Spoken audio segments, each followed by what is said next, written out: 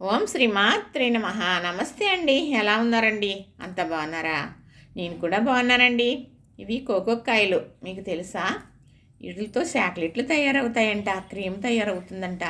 మరి నాకైతే తెలియదండి. ఈ మధ్యకాలంలో నాకు తెలిసింది. మాకు తెలిసిన వారు మరి తోటలో ఉన్నవారు ఉన్నప్పటికీ కూడా మరి ఈ కాయలతో ఇలా తయారవుతాయి అనేది నాకైతే తెలియదు. చక్కగా మరి నేను నా తోట అనడం, సరే నేను తీసుకొస్తానని ఆ అమ్మాయి చెప్పడం చక్కగా తీసుకొచ్చిందండి. మరి అయితే కాయలు చూసారా? చూస్తుంటే చాలా ఏదో ఏదో మంచి పళ్ళు తినేయచ్చు అనేటట్టు ఉన్నాయి కదా. కానీ అందులో గింజలు ఉంటాయండి. ఆ గింజలు ఎండబెడతారు. ఎండబెడితే ఎలా వస్తాయో చూపిస్తాను మీకు. ఇలా ఉంటాయి. ఇలా ఉంటాయండి. అంటే ఇవి ఎండినాయి కాబట్టి ఈ కలర్లో ఉన్నాయి. చాక్లెట్ ఎలా ఉంటుంది అలానే కదా కలర్ ఉంది. అవునండి. ఇప్పుడు ఇందులో ఎలా ఉంటాయో కలరు చూద్దాం. కానీ ఇవంట అదే తినటానికి చాలా బాగుంటాయంట. గింజలైతే మిగిలిపోతాయి.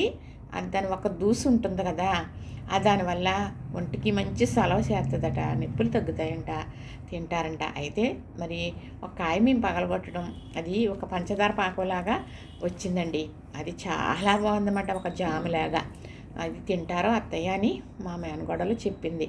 ఇప్పుడు మీకు కాయ ఓపెన్ చేసి చూపిస్తాను మీకు.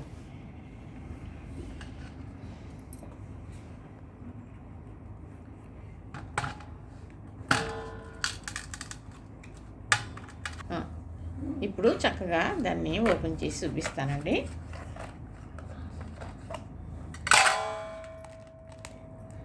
అదిగోనండి, చూసారా?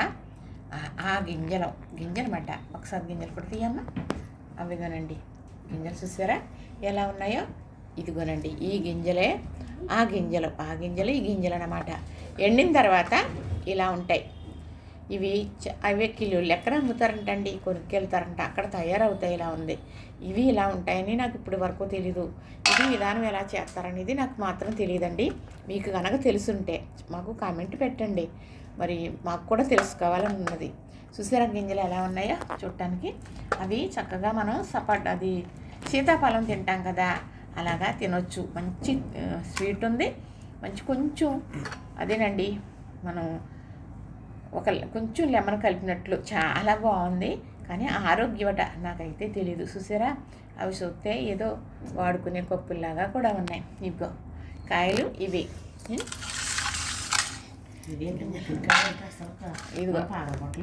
ఇదిగోనండి ఇవి. ఒక్కటి నేను మరి చెప్పారు, మరి ఒక కాయ పగలగొట్టాం కాబట్టి దాన్ని దూసొచ్చింది కాబట్టి నోట్లో పెట్టుకుని చూడటం జరిగింది. ఇది అన్నట్టుగా ఇది మామూలుగా నేను కూడా తిని చూపిస్తా.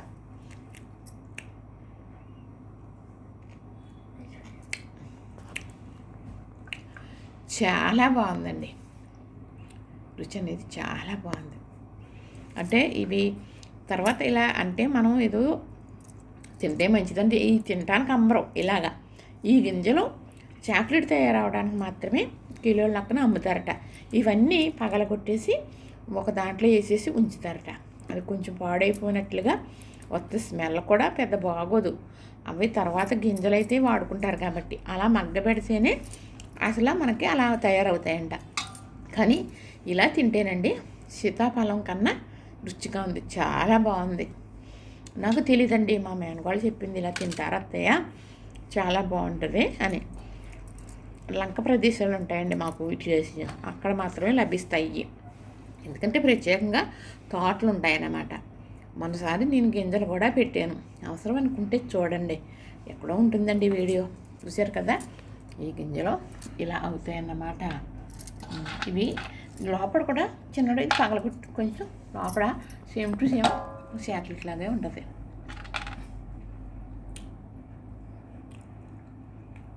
ఇవిగోనండి గింజలో తీస్తే అవి అంటే వేయించామనుకోండి చాలా ఈజీగా వచ్చేస్తుంది.